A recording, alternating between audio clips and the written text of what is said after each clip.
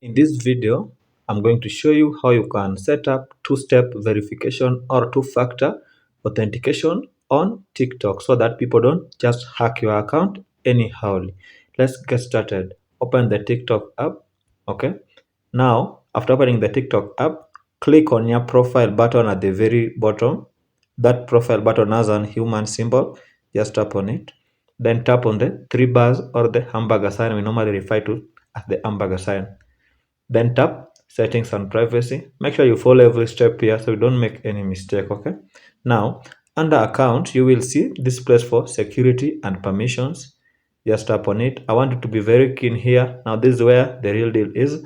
Now, from the very top, locate two-step verification like this. Then you will see there's option for phone, email. You can choose which one you want. Maybe you want email and phone. Okay.